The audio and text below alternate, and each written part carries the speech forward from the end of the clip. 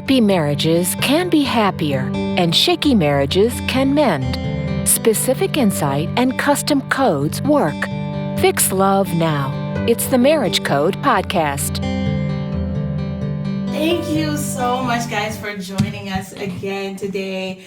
I am telling you, I am so excited about this conversation we're about to have, because you are going to get the opportunity to hear what I heard today, but yet you're going to hear also for the first time the meaning behind such a powerful movement that's been happening right here underneath my nose. But what I'm doing is I'm just bringing light to it. So basically, let me give you just a gist of what it is that's happening in my own home. Okay, first of all, there's been these conversations that my husband has been having with these men, several different men of God, just leaders, brothers that he's been mentoring or just having conversations with.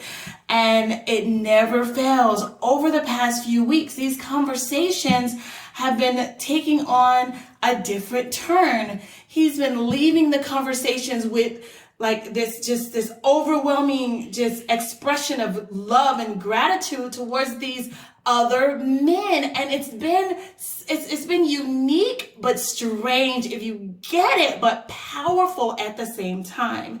And I actually got a chance to listen in on this, unbeknownst to him, of course.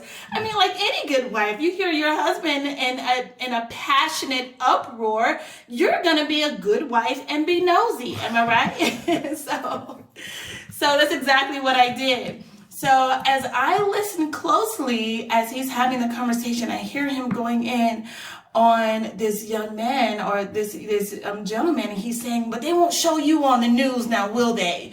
They're like, this is not the type of man, you're not the type of man that they'll show on at the 8 o'clock news station. But I'm going to tell you, brother, I'm proud of you. I need you to know, black man, that I see you. I see, because you could have left, but you stayed. I mean, oh my God, I am doing it absolutely no justice. So I won't. I won't even try. So I have my husband here. And he is, I must tell you, he is literally the most amazing man that I know that's still alive right now.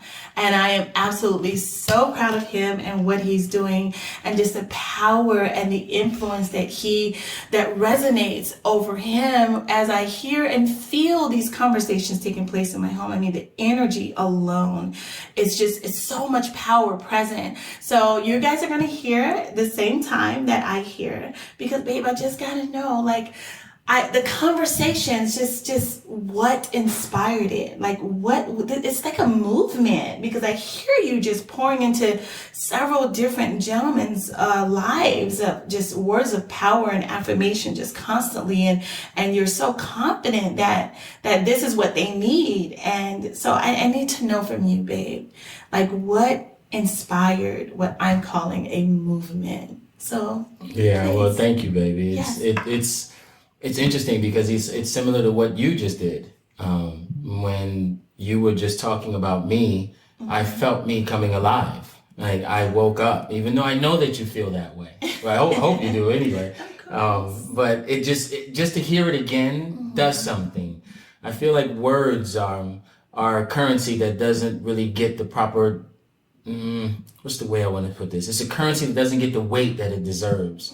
You know, if somebody said $1 million versus $1 million compliments, it wouldn't even be the seesaw wouldn't even budge, right? Right. $1 million would be very heavy, and million dollar words wouldn't really move people like that. But if we really think about it, at the end of the day, that's what they are. They are $1 million words. They're currency. That words are currency that we can spend freely, that we have an abundance of to use to literally uplift another person. And that's what you were just doing when you were just describing me. I was like, wow, she's spending her currency on me, and it felt good, right? Who doesn't want currency spent on them? Wow. Right? If I walked up to the person right now and said, $1 million I got in my pocket for you right now, anything you want, let's go get it. Immediately they're happy. Okay, what's going on in their life, right? Immediately. So words are a currency in that way. So I've always known that, and it's part of my gifting. So I've been grateful and appreciative of that. but I decided to intentionally start using it towards men in particular. We have 7 children, 4 boys, 3 girls. So I get the whole gender thing. Ladies, females need it too. Right. But I feel like men, because we've been bred to be strong, we've been bred not to necessarily feel or even embrace our feelings. There's a part of us that is currency depleted. And there's a part of us that's been missing. It's lacking nurturing. It's lacking feeding. It's lacking someone to actually fertilize it. And especially from another man. Right? So the males are lacking this fertilization, but then they're lacking it even more from another man. Because my mom raised me. My father wasn't in my life. If you talk to most men, their grandmom, their mom, their auntie, there was some woman, there was some female there. But how many men really were there? And that's part of the challenge that happens in that type of a scenario, is that these men didn't have it. So I said, you know what? I'm just going to do it. I don't care if you're older than me. I don't care if you're younger than me. I don't care if you're my peer. I'm going to feed you those words of fertilization. I want you to grow from having come in contact and in communion with me. And so I started doing that. And the other thing that led to it, and I'll go into the details of what I would say in a minute, but the other thing that led up to that, was an English major in school. There's a poem by, I think it's Langston Hughes, called The Invisible Man. And it talks about the black man's experience in that he's invisible. He's there, but he's not acknowledged. He's invisible. He's present, but no one sees him. He's invisible. And so I've noticed, I'm black, and I know that our listeners may be, of different ethnicities, and that's fine. This can go for any male, but I've noticed that the black male's experience was one of being invisible. And so I literally started off by saying, I see you. I see you.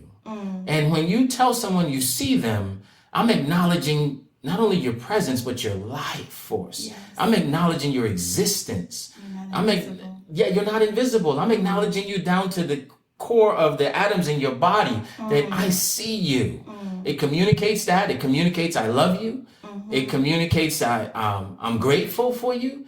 It communicates that I thank you for the contribution you've made. Just those few words, I see you.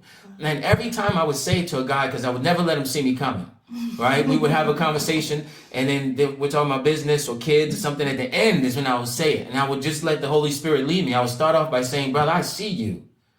I am so proud of you. And then, of course, I would then speak directly to what it is about that person. So if they were, one of my friends is a single dad, and I would tell him, I said, man, I see you.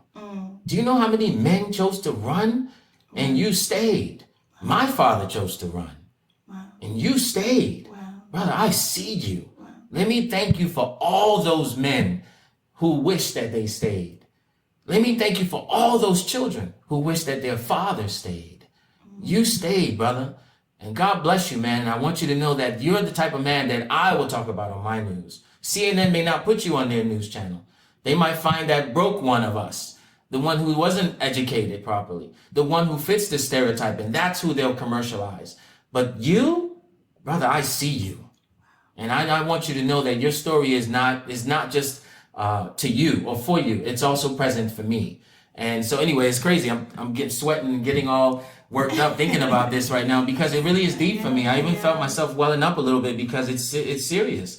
Growing up the way I grew up back home in Nigeria, I lived like the whole coming to America movie lifestyle. I had my own maid. My brother had his, mom had hers, dad had his. Everybody was, happy because we were royalty, still are in essence back home. But then when we moved here and lived in the projects with mice and roaches, and I can hear at night the mice like scratching on the walls. I go open up my cereal box and the roaches are just oozing out. I go to use the bathroom and I gotta wait in line for the rodents to finish. I mean, it was just ridiculous. The duality and of experiences, one being this way and one being the other way.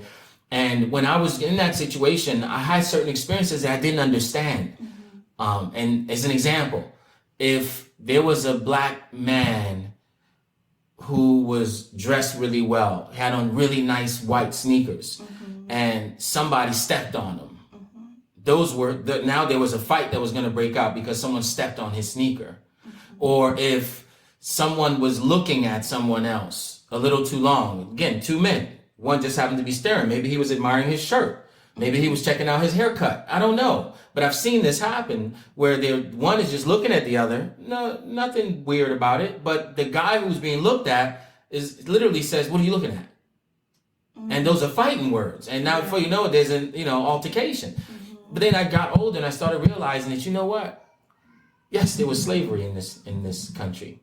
It wasn't part of my personal experience because I was born back home in Nigeria. I'm first generation here. So I don't have that as part of my history until I came here and became, a black man now in America, so that automatically I inherit that history. Yeah. And in inheriting that, I started realizing that there was trauma. If I pull a trigger and shoot someone, I suffer trauma from pulling the trigger. The person who got shot, if they live, suffered trauma because they were the one the trigger was pulled on. The person who saw me pull the trigger suffers trauma because they witnessed it. The person who heard it across the street suffers trauma because they heard it. Everybody needs therapy. Now, you might say, well, Obi, I just heard it. I don't need therapy. I'm good. No, you heard the shot. You witnessed the experience. So you need therapy too, just like me as the guy who pulled the trigger. So how does this all relate? Well, the guy who was upset with the other black man because he was looking at him, instead of, let's say it was you, and you're upset with me for looking at you. And your thing to me was, what you looking at? And you're ready to fight. You're ready to have an altercation. If I could go back 20 years ago, 25 years ago to that same man, I would say, brother, I see you. I get it. You think you're not present. You think you're invisible. That's why you want to have a fight. Brother, I see you. And I was admiring your haircut. Matter of fact, man, where did you go? I would love to get my haircut to look just as good as yours. You see the difference? Yeah. Now those fighting words and those feelings that he was having of wanting to have an altercation literally transmute right in front of his. That's exactly because it's therapy. What he doesn't get is that he suffered trauma in some capacity. So maybe it was he grew up in the projects and that's all he's known. Maybe it's because he's out selling drugs because that's all he knows as his way out. He doesn't know that he can go get a good job, even though he's had some kind of history with something. Right. He may not know that. So because he didn't get the therapy he needed, now it comes out in another way. Right. There's a saying that we know what they did to us, but only God knows what was done to them. Yeah. And so that's what it was birthed from, babe. So you would hear me walking through the house. It was because I literally had this overwhelming thing, man. I think the Holy Spirit just put it in my heart and that, listen, you need to go heal these guys. They may never go to therapy, but let that contact that they have with you be a therapeutic moment. Oh my God. And so that's what it became, babe. And I wasn't canned, it wasn't staged. The only thing that I would say that was consistent with the guys is certain key phrases like I see you, but then the rest of my conversation would be something very specific about them that I knew of or that they just expressed because I wanted them to heal. Wow. And I think that's the thing, is that when we allow ourselves to be a vessel of healing, to allow ourselves to be a vessel where people can come through or walk by or contact or make a contact with or talk to, hear from, and that you want to allow you to be that source for them, then whether you believe in God or not, he's going to use you. Because that's the thing, is to be an opening, right? I want to be an opening for that person to have a new trajectory. Even if it doesn't change today, even if the next 5 years stays the same, let this contact, this conversation be something that in 10 years or in 5 years or in 6 months, they go back to, you know what? Man, I remember I talked to this brother. I haven't felt so good, as good as I did. Let me give him another call. And who knows what will happen in that conversation. Maybe that now they'll really go into what the real problem is, right? Lancing the boil, right? Maybe they'll really cut into what the real thing is, and now we can ooze out all the nonsense they're dealing with, and now they have healing. I don't know. Or they might pay it forward and say, you know what, man? I talked to this brother on the phone the other day. I hardly knew him, but he took the time and spent 10 minutes on the phone building me up. You know what, brother? Let me talk to you about you real quick. We don't know how far the ripple goes. Right. There's another saying that the raindrop never takes credit for the flood. So my little raindrop moment with them, I have no idea the vast effect that ripple has. Wow. Well, I definitely have a question. I mean, this has inspired so much. And I know we have time limitations here, but I must ask this question. So with this platform that God, I feel like God has given us, if you had the opportunity to nurture the homes of a starving father or a starving husband, and you're talking to the wife or you're talking to the daughter, or maybe even the son, what would your conversation be to them in terms of, and I also want to know, like, if you can speak to every brother at one moment, you're talking to every man in the world, what you would say to them. So the first one is, what would you say to that mom or to that wife that sees her husband just when he needs healing, instead of coming to her, he goes to that cave? What would you say to her to do in order to help to coerce him out of his cave, his safety? That is not necessarily that safe, because it doesn't sustain him in a healthy way long term. So good question, babe. Very good question. So in essence, it's how they can support him in this direction. And I would say it's honestly, I would say start here, that inside every man is a little boy, just like inside every woman is a little girl. And how would you, mom, treat your son if you saw your son was a little bit lost or a little bit off? Would you be upset? That would be the last thing on your list. You would want to go and get him. You would literally say, you know what? No. My baby, no, you don't deserve to feel alone. You don't deserve to deal with that hurt or carry this by yourself. Let me come and lift this burden with you. So inside every man is that little boy. So that's where I would say for her to start, is have that understanding. And now what happens is you'll look past anything that he may have said or done, maybe even unbeknownst to him, to hurt you. Because a lot of times for us as men, we keep that stuff inside. And then it builds up, and we don't even realize that that's what's controlling us. Or maybe we just were a little bit curt with our wife and didn't realize that we were just it was a little brash. But we didn't realize that because we just thought, I'm just a little bothered. But the weight of the things we've been bothered by has been accumulating, that we don't realize that all of that came out in that moment. So I would say that if she comes from that space of there's a boy inside of every man, that it allows her to look past her feelings about how his brashness may have rubbed her the wrong way. And now empathy kicks in, right? Now compassion is present. And so now she can go to him from that space. If one of our kids, as an example, one of our sons came through the door and was like, I hate this world and I hate my family. First thing out of my mouth would be, whoa, son, are you okay? But I could easily be offended. I hate my family? Whoa, dude. I give you food, water, clothing, shelter. You hate me? What's your problem? See, it can easily become an altercation if I'm looking to be offended. But if I get, you know what? Hey, my son is troubled. It's a different approach. So I would say to look at it from that way. He's a man. He's a human being. And here's the other thing I also know. Regardless of what he may have done, regardless of where he is, he's still loved by God. So he still deserves to be loved by you, his wife. He still deserves to be loved by his sons, by his daughters. In that, hey, if the robber's coming through the door, everybody gets daddy to go get the robber. Well, some robber is present in daddy's heart. There's a thief in his mind right now. Where are we as family to go help him?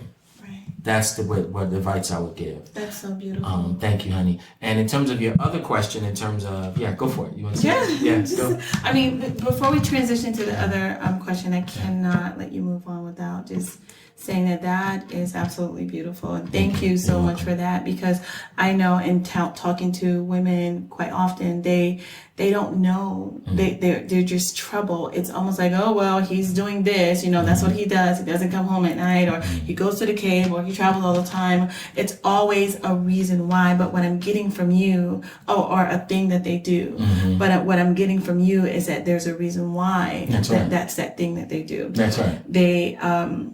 They need to feel welcome. They need to feel that nurturing.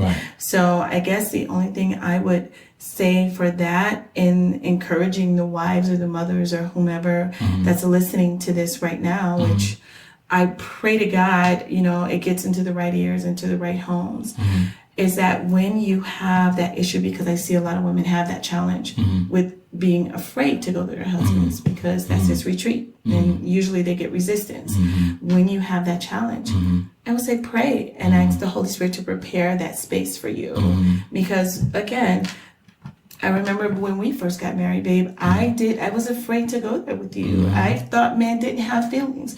I thought men didn't feel. So I literally had to learn to love you from a place of just compassion. Simply because, not because I didn't love you like I should, or I guess I didn't really love you like I should, but I didn't know you needed that type of love. Right. So, because you need healing too. So I'm so grateful now that I know and that I'm able to provide that for you. Yeah. And that now we're transferring that to other families in different homes. Absolutely. So, and if I could say this real quick to those ladies, because that's a powerful point, baby.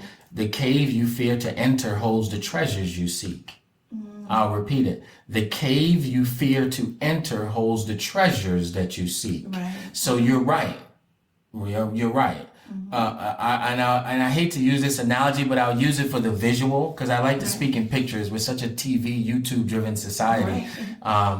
If you had a ferocious lion, everybody knows that the lion is the what?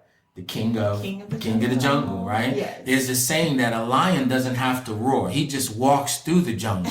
His mere presence causes the other animals to stiffen up their back or straighten up or move out of the way. He doesn't even have to roar.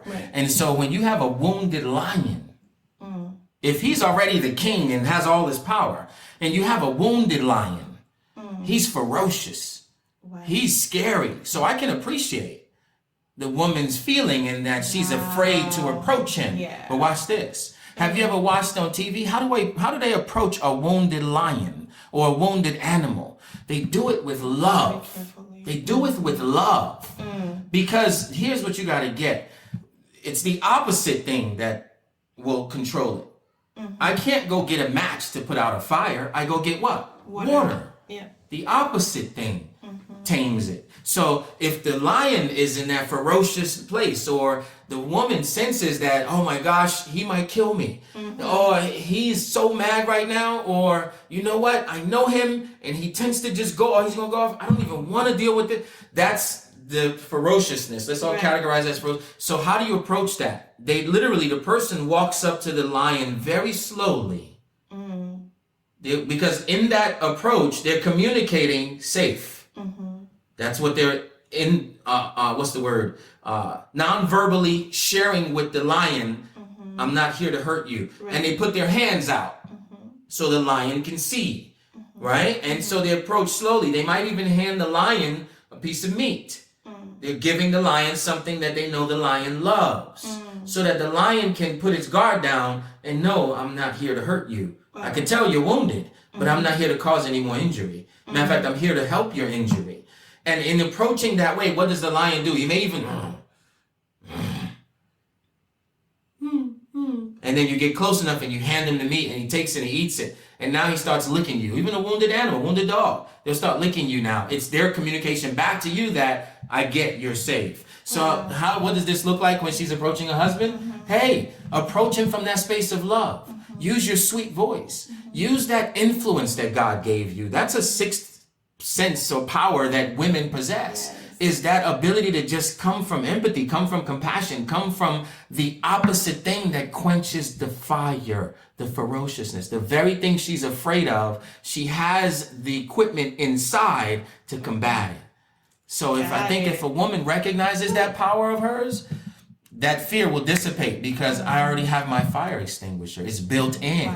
So use that gift of I know him. In the proper way. I see sometimes some women use that in the wrong way. I know him, so they assume he's going to respond this way. He's going to say these words. Right? So no, how about you use that in a more powerful way? Because I know that he tends to be this way, let me give it to him this way, something he loves. Love it. Oh my gosh. Okay, so the final point, baby. Oh my gosh, I hope you guys are getting this. This is so powerful. I mean, even right now, having the conversation, the energy that's present in this room is so godlike. So I know this is for a purpose. And just so you guys know that this is the remix, because the original one that we did, it just didn't work out. So we had to record it. So, but now I'm seeing why we had to record it, because the information that's even coming from you today, babe, was not on the first one. So, wow. So the last thing, okay, here's your mic. Okay. Here's your moment. You now have the opportunity to speak into every home, into every heart, into every ear of every man on the face of this earth. They're hurting, they're broken, they're bruised. They're alone. They feel abandoned. What is it? You have just this one moment. What is it that you need to say to speak life into them? Here's your chance. Brother, I see you. I see you. I see you. I acknowledge you in your power. I acknowledge you for your greatness. I want you to know that you are the head, and the enemy out here, negative forces, you call them Satan, you can call them negative energy, whatever you want to say about them. They know that if they take the head out, the body will follow. He won't have to attack your children. He's going to attack you. I see you, brother. Know that the negative forces, their power still needs your permission. So no matter what it is that you're dealing with, no matter how heavy this burden is, know that in order to develop a new muscle, you must have the negative resistance. I see you, brother. Walk into your power and your glory. Wow. Thank you. Thank you. I'm so super duper excited for this opportunity. Babe, I felt that. We've got to even let our sons listen to this. So thank you guys. Please share this podcast, download it, share it with any man, any young boy, son, even your fathers if you're ladies and you're listening, even men if you're listening to this, share this with your father, because maybe this conversation will be the catalyst to change in their life. Maybe this conversation will even be the catalyst to deliverance or freedom from something that has kept them bound for so long. So thank you again for listening. Obinna and Belinda Ndu here. God bless you. Take care and take charge. Take care, guys. Marriages need lifelong learning. Visit www.covenantmarriageacademy.com. Learn, see, and grow in marital bliss. We have video help, counseling appointments available, and more. The Ndus have solutions specifically for you. Fix love now.